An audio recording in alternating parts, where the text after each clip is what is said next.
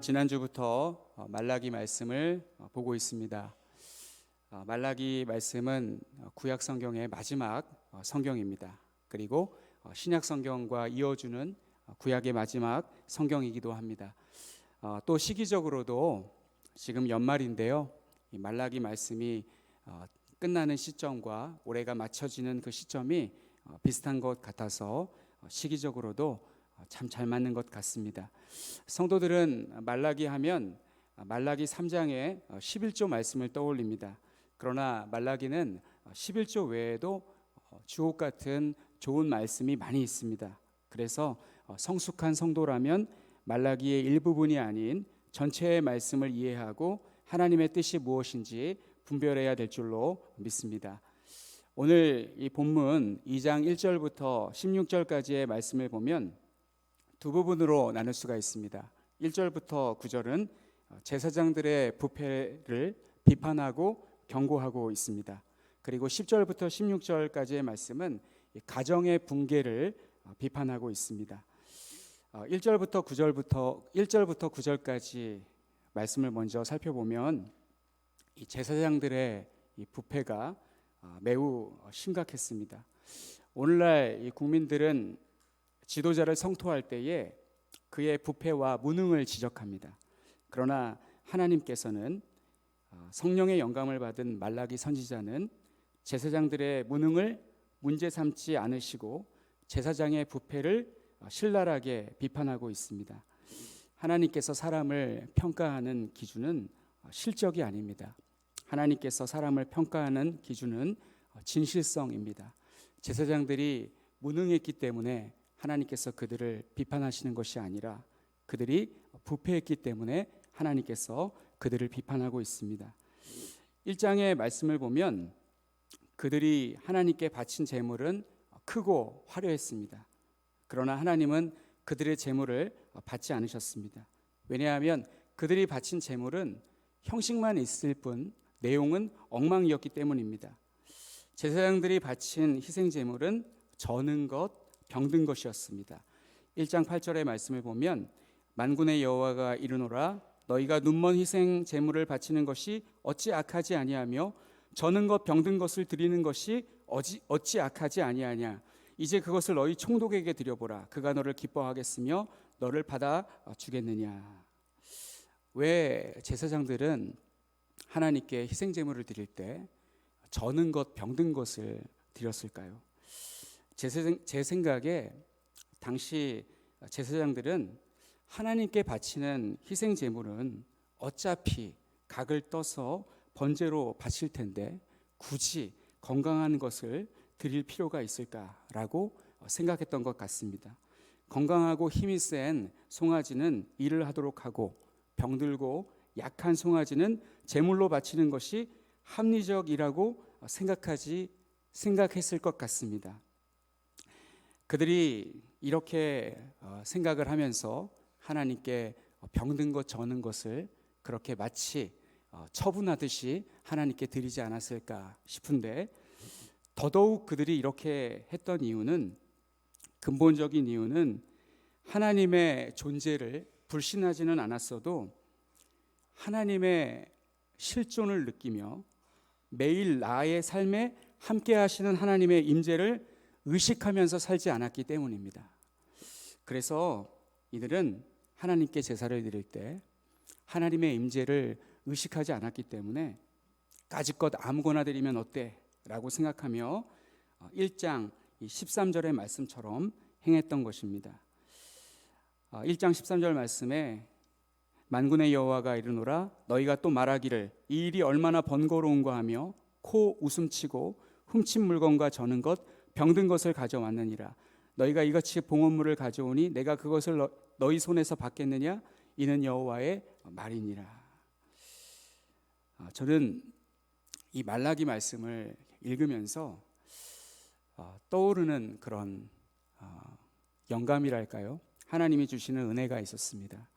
이 말라기 말씀이 기록된 그 시대적 배경은 이 포로기 이후에 이제 포로들이 예루살렘으로 유다로 다시 귀환을 했습니다. 그리고 그곳에서 성전을 지었습니다. 성전을 짓고 성전을 처음 지었을 때는 그들이 이렇게 행하지 않았을 것입니다. 꽤 오랜 시간이 지난 후에 그러나 여전히 이 포로의 상태였습니다. 완전히 해방된 것은 아닙니다. 일시적으로 이 제국에서 그 제국의 그 황제가 보내주었기 때문에 그곳에서 성전을 짓고 살았습니다.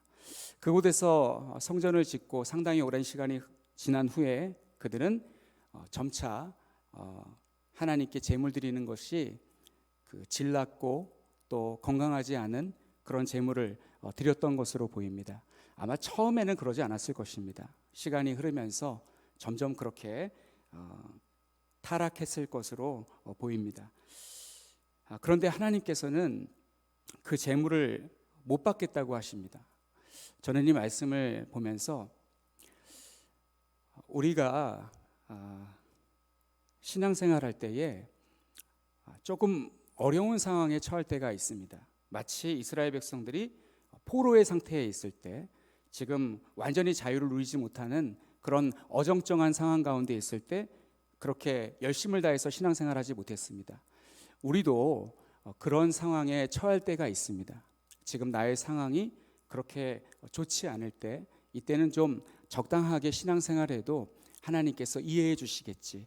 이것은 개인적인 적용이고 우리 교회 전체로 적용을 하자면, 만약에 몇 년 후에 이곳이 재개발이 되어서 우리 교회가 임시처소에서 예배를 드린다고 하자면 그곳에서 예배를 적당하게 드리는 겁니다. 지금은 원래 있던 예배당도 아니고 또 임시로 있는 처소니까 적당하게 예배 드려도 하나님께서 다 이해해 주실 거야. 나중에 예배당 다 건축되면 그때 제대로 우리가 예배 드리면 될 거야 라고 생각할 수도 있습니다. 그러나 하나님은 절대로 그렇게 소홀하게 예배를 받으시는 분이 아닙니다.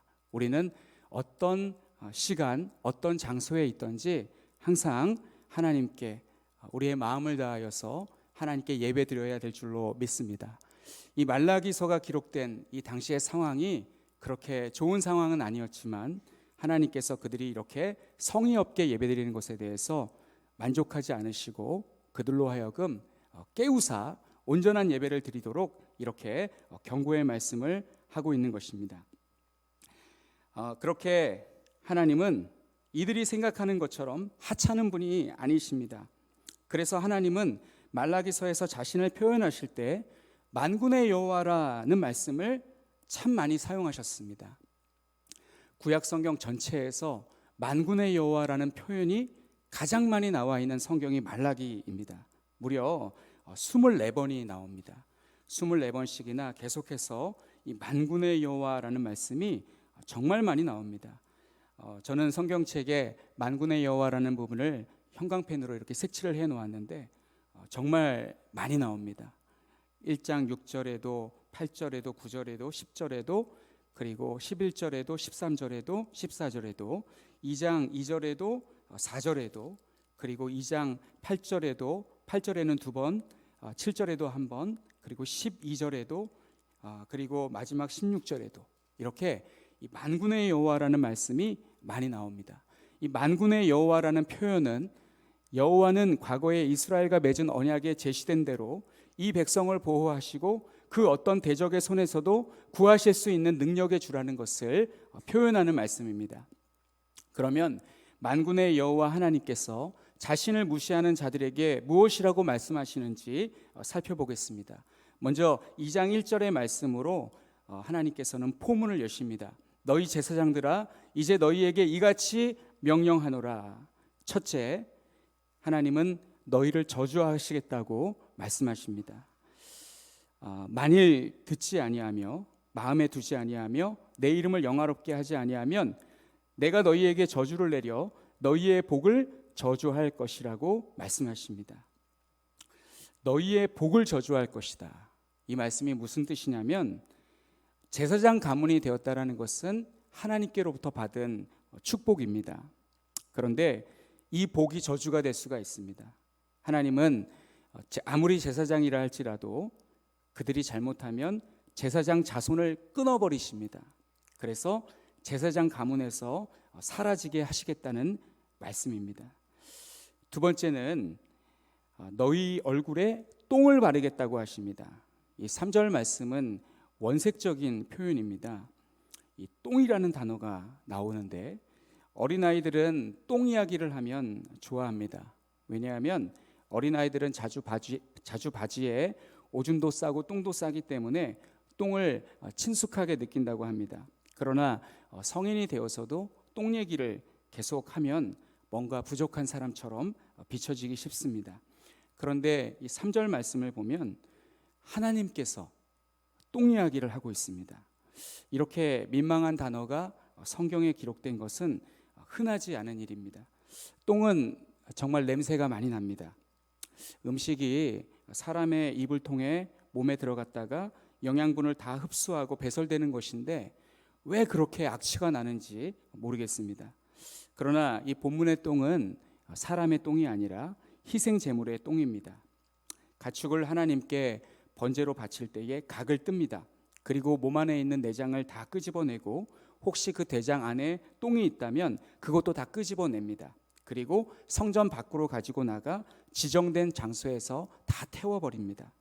3절 말씀에서 희생의 똥을 얼굴에 바르고 그것과 함께 제하여 버림을 당한다는 말씀은 지정된 장소로 가지고 가서 불로 살라 없애버리겠다라는 무서운 말씀입니다. 제사장들이 하나님을 경외하지 않은 까닭은 그들에게 특권 의식이 있었기 때문입니다. 특권 의식은 무엇이냐면 철밥통 의식입니다. 제사장 직분은 혈통에 의해서 부모로부터 받는 것이기 때문에 절대로 잘리지 않는다는 마음을 가지고 하다 보니 언제나 자기가 갑이었습니다. 이러한 제사장들에게 하나님은 3절의 말씀으로 엄히 경고하셨습니다. 보라, 내가 너희의 자손을 꾸짖을 것이요 똥 곧 너희의 절기 희생의 똥을 너희 얼굴에 받을 것이라 너희가 그것과 함께 제하여 버림을 당하리라. 과거 사무엘 시대에 하나님의 엘리 가문이 제사장 직분을 박탈당하였습니다. 솔로몬 시대에 하나님은 아비아달 가문의 제사장 직분을 박탈하였습니다. 이렇게 타락한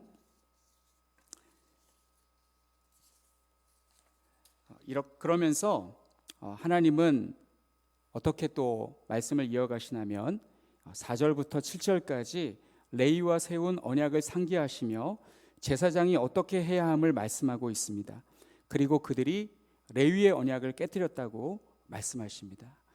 이 과거 레위와 맺은 언약, 이 레위 지파는 그러지 않았다. 그들은 정말 하나님을 신실하게 섬겼다. 언제나 하나님 편에 서 있었다. 이스라엘 백성들이 광야에서 금송아지에게 절하고 있을 때 이스라엘 백성들이 그렇게 죄악을 범하고 있을 때 레위 자손들은 그 우상 숭배의 범죄에 가담하지 않았습니다. 그들은 하나님을 신실하게 섬겼던 그런 지파였습니다. 이렇게 하나님께서 레위 언약을 말씀하시면서 제사장들이 그들처럼 되기를 간절히 바라고 있습니다. 사랑하는 성도 여러분, 이 말씀은 오늘날 우리에게 주시는 말씀이기도 합니다. 오늘날 교회에서 이 제사장의 역할을 하는 사람은 목회자다라고 생각하기가 쉬운데 우리 모두가 다 제사장입니다. 종교개혁가들은 이것을 만인 제사장이라고 불렀습니다. 예수 그리스도를 믿는 모든 성도가 제사장과 레위인이 되어 하나님께로 바로 나아가 예배할 수 있다고 하였습니다. 그래서 우리 모두는 6절의 말씀과 같이 행하여야 합니다. 그의 입에는 진리의 법이 있었고 그의 입술에는 불의함이 없었으며 그가 화평함과 정직함으로 나와 동행하며 많은 사람을 돌이켜 죄악에서 떠나게 하였느니라. 그렇다면 오늘날 교역자들은 무슨 의미가 있을까요? 교역자들은 교회 안에서 성도로 시작을 합니다. 교회는 이 말씀과 사역에 전무하는 교역자가 필요합니다. 교회는 아무나 교역자를 세우지 않습니다. 열심히 신앙하는 성도들 중에서 중요한 것이 있는데 하나님께 부르심을 받은 성도가 있습니다. 이것을 소명이라고 합니다. 그 사람의 교역자가 됩니다. 그런 의미에서 성도님들이 교역자를 귀하게 여기고 사랑하시는 줄로 믿습니다. 그러나 하나님은 교역자와 성도를 똑같이 귀하게 여기십니다. 모든 성도가 제사장이라는 주장은 신분에 있어서 차별이 없다는 뜻이고, 역할에 있어서 당시 제사장들과 오늘날 교역자는 공통점이 있습니다. 이 말라기 시대의 제사장들은 심각하게 타락하였습니다. 그래서 하나님의 미움을 받고 있습니다. 오늘날 교역자들은 어떠합니까? 오늘날 교역자들 중에서도 이 말라기 시대의 제사장들 못지않게 부패하고 타락한 사람들이 덜어 있습니다. 돈을 횡령하거나 아니면 성적으로 타락했거나 거짓말을 하는 교역자도 있고, 하나님의 말씀을 믿지도 않고 지키지도 않는 교역자가 있습니다. 이러한 교역자는 교회와 성도들에게 큰 해를 끼칠 것이고 하나님의 심판을 피할 수 없을 것입니다. 그리고 성도도 마찬가지입니다. 역할은 다르지만 동일한 신분이기 때문에 그렇습니다. 이렇게 타락한 말라기 시대의 제사장들에게 하나님께서는 레위 언약을 상기시키는 것은 처음으로 돌아가라는 것입니다. 이 개혁이라는 것은 새로운 것을 시도하라는 것이 아니라 처음으로 돌아가라는 것입니다. 처음 그 레위 지파가 하나님께 보여주었던 그 모습, 그때로 돌아가라고 말씀하고 있습니다. 두 번째로 10절부터 16절까지의 말씀은 하나님은 가정의 붕괴에 대해서 말씀하고 있습니다. 말라기 2장 10절부터 16절까지의 말씀, 사회의 최소 단위가 바로 가정입니다. 가정은 정말 중요합니다. 그러나 이 타락한 인간은 자신의 가정을 아름다운 화단으로 일구어가지 못하고 가시나무와 엉겅퀴가 가득한 폐허로 만들어가고 있습니다. 오늘날 가정에서 일어나는 많은 문제가 있습니다. 이 뉴스를 통해서 보도되는 것들 중에 자녀 학대가 있습니다. 학교에서 문제를 일으키는 아이들은 선생님들의 말을 들어보면 가정에 문제가 있는 아이들이라고 합니다. 부모로부터 학대를 받았다든지 아이가 보는 앞에서 아버지가 어머니를 폭행하는 모습을 보며 공포심을 느꼈다든지 하는 모든 것이 아이들에게 부정적인 영향을 끼칩니다. 그리고 두 번째는 이 배우자 폭행입니다. 과거에 우리나라는 남편이 아내를 구타하는 일이 정말 많았습니다. 옛날에는 이웃의 신고로 경찰이 와도 남편이 당신이 뭔데 남의 가정사에 끼어드느냐라고 말하면 그냥 돌아가는 일도 다반사 있었습니다. 그리고 세 번째는 이혼 문제입니다. 이 이혼 문제는 오늘날 많이 일어나는 문제인데, 자기의 욕심을 채우기 위해 배우자에게 이혼을 요구하는 일들이 있습니다. 내세를 믿지 않고 현재의 삶이 전부다라고 생각하는 사람들은 사랑하지 않는 배우자와 살기보다 몇 년을 살더라도 사랑하는 다른 사람과 사는 것이 후회 없는 인생을 사는 것이라고 생각하는 것 같습니다. 그래서 사랑이 식어지면 가차없이 이혼을 요구합니다. 이렇게 타락한 오늘날의 현상들이 말라기 시대에도 이스라엘 중에 버젓이 일어나고 있었습니다. 하나님의 말씀은 참 귀한 말씀입니다.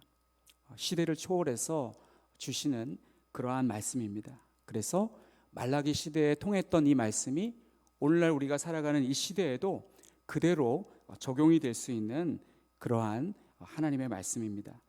하나님은 이렇게 말씀하십니다. 첫 번째는 한 아버지, 한 하나님을 가진 우리는 동족 간의 결혼을 해야 하고 이방인의 딸과 결혼해서는 안 된다고 말씀하십니다.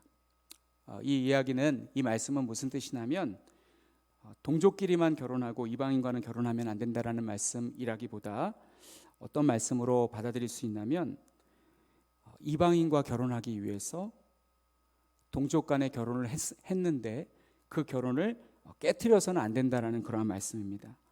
그러나 유다는 이방 여인과, 오늘 말씀에는 이방 신의 딸이라고 되어 있는데, 이 여인과 결혼하기 위해서 어려서 맞이한 아내를 버리는 일을 행하였습니다. 그러한 악을 행하자 하나님은 이렇게 반응하십니다. 이 12절과 13절 말씀에 이렇게 반응하십니다. 이 일을 행하는 사람에게 속한 자는 깨는 자나 응답하는 자는 물론이요 만군의 여호와께 제사를 드리는 자도 여호와께서 야곱의 장막 가운데서 끊어버리시리라. 너희가 이런 일도 행하나니 곧 눈물과 울음과 탄식으로 여호와의 제단을 가리게 하는도다. 그러므로 여호와께서 다시는 너희의 봉헌물을 돌아보지도 아니하시며 그것을 너희 손에서 기꺼이 받지도 아니하시거늘. 정말 이 12절 13절의 말씀은 속이 후련한 말씀입니다.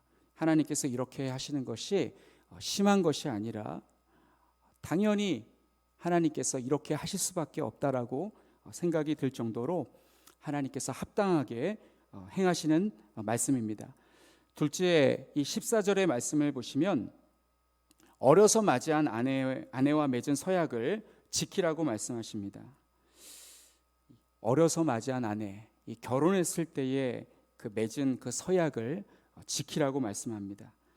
15절의 이 말씀은 경건한 자손은 부부간의 서약을 지킬 때에 얻을 수 있다고 말씀합니다. 이 경건한 자손은 부부간의 서약을 지킬 때에 태어날 수 있는 것입니다. 바람을 피우거나 또 외도를 해서 낳은 자식은 경건한 자손이 되기가 힘듭니다. 그러나 오늘날 우리 사회는 미혼모 출산으로 인해서 태어난 아이들이 매우 많습니다. 이런 아이들은 안타깝게도 합법적으로 낳은 아이가 아니어서 부모로부터 버림을 받은 아이들입니다. 이러한 아이들을 경건한 자손이라고 볼 수 없는 이러한 아이들을 입양하여서 경건한 자손으로 양육하는 분들이 있습니다. 오늘날 서구의 기독교인들이 다 신앙을 버렸다라고 우리가 비판을 많이 합니다만 과거에 서구 기독교인들은 한국에서 버린 장애 아동을 데려다가 훌륭하게 키우시는 분들이 많이 있었습니다. 정상적인 아이도 아니고 장애 아동을 데려다가 키우는 분들이 있었습니다. 이런 모습을 볼 때에 경건한 자손이란 합법적 부부 사이에서 태어난 자손이 아니다 하더라도 요한복음 1장 12절 13절의 말씀처럼 이 혈통이나 육정이나 사람의 뜻으로 나지 아니하고 하나님께로부터 난 자들이라는 것을 깨닫게 해줍니다. 우리는 우리의 자녀를 양육할 때 예수님을 영접하여 하나님의 자녀로 거듭나도록 양육하여야 경건한 자손으로 성장할 줄로 믿습니다. 이 16절 말씀을 설명하고 말씀을 맺도록 하겠습니다. 이 16절 상반절의 말씀은 10절로부터 15절 말씀의 요약이자 결론입니다. 말라기 2장 1절부터 9절까지의 말씀은 하나님께 드리는 제사가 오늘날 우리로 치자면 하나님께 드리는 예배라고 할 수 있습니다. 지금은 제사를 드리지 않고 우리가 예배를 하나님께 드리고 있습니다. 이 말씀을 우리 삶에 적용해 보자면 예배가 형식만 있고 내용이 엉망일 때 하나님께서는 그 제사와 예배를 받지 않으실 뿐 아니라 오히려 똥과 함께 불살라 버리시겠다라는 엄중한 경고의 말씀입니다. 우리는 이 말씀을 항상 기억해야 될 줄로 믿습니다. 그리고 하나님은 레위와 맺은 언약을 기억하라고 말씀하십니다. 이 말씀은 우리 모두에게 주시는 말씀입니다. 말라기 2장에 있는 이 레위와 맺은 언약, 이 말씀을 묵상하시면서 우리가 어떠한 마음가짐으로 하나님께 예배해야 되는가를 항상 고민하실 수 있기를 바랍니다. 그리고 10절부터 16절까지의 말씀은 우리가 어떻게 살아야 할지를 말씀하고 있습니다. 하나님께서는 이스라엘 백성에게 아내에게 거짓을 행하지 말라고 말씀합니다. 어려서 취한 아내를 헌신짝 버리듯이 이혼 증서를 써주고 버리고 이방 여인과 결혼하는 자는 자의 제사와 봉헌물을 받지 않겠다고 하셨습니다. 하나님은 하나님을 진정으로 신앙하는 자는 어떤 사람이냐면 가장 가까이에 있는 배우자를 존중하고 의무를 다하는 자입니다. 저는 이 말씀을 보면서 하나님을 진정으로 신앙하는 자는 가장 가까이 있는 배우자를 존중하고 의무를 다하는 자라는 이 내용을 이제 옮겨 적으면서 정말 우리가 신앙을 어떻게 하는 것이 바로 하는 것이냐면, 하나님을 잘 경외하는 사람은, 하나님을 사랑하는 사람은 자기 아내를 또 사랑하는 사람, 자기 배우자를 아끼는 사람이라는 것을 다시 한번 깨닫게 되었습니다. 이처럼 신앙이라는 것은 교회 안에서만 하는 것이 아닙니다. 신앙이라는 것은 하나님만 잘 믿으면 되지라고 하는 것이 아닙니다. 신앙은 직장과 가정에서도 멈춰지지 않고 계속되어야 합니다. 이것은 장소적인 개념으로 말씀을 드린 것이고, 시간적 개념으로 다시 설명하자면 신앙은 주일만 하는 것이 아니라 월요일부터 토요일까지 이어지는 것입니다. 마지막 이 16절 하반절에 그러므로 너희 심령을 삼가 지켜 거짓을 행하지 말지니라는 말씀은 어떤 말씀이냐면, 이 말씀은 그 16절 앞부분에 있는 말씀은 이혼 문제에 관하여 말씀하고 있는 것이고, 그리고 이 하반절 16절을 다시 읽어드리자면, 이스라엘의 하나님 여호와가 이르노니 나는 이혼하는 것과 옷으로 학대를 가리는 자를 미워하노라. 여기까지가 그 위에 있는 말씀을 정리한 것이고, 하반절의 말씀은 만군의 여호와의 말이니라. 그러므로 너희 심령을 삼가 지켜 거짓을 행하지 말지니라. 이 말씀은 우리와 함께 살아가는 연약한 이웃을 함부로 대하지 말라는 말씀입니다. 마치 배우자, 힘이 없는 배우자를 함부로 버려서는 안 된다는 말씀과 같이 우리와 함께 살아가는 연약한 이웃을 함부로 대하지 말라는 말씀입니다. 10절 말씀이 이것을 증거합니다. 10절 말씀에 우리는 한 아버지를 가지지 아니하였느냐, 한 하나님께서 지으신 바가 아니냐, 어찌하여 우리 각 사람이 자기 형제에게 거짓을 행하여 우리 조상들의 언약을 욕되게 하느냐. 신앙은 교회에서만이 아니라 직장과 가정에서도 이어져야 하고, 신앙은 주일만이 아니라 월요일부터 토요일까지 이어져야 하고, 신앙은 하나님만 사랑하는 것이 아니라 이웃에게까지 이어져야 합니다. 그렇게 살아가시는 우리 모두가 되시기를 간절히 축원합니다.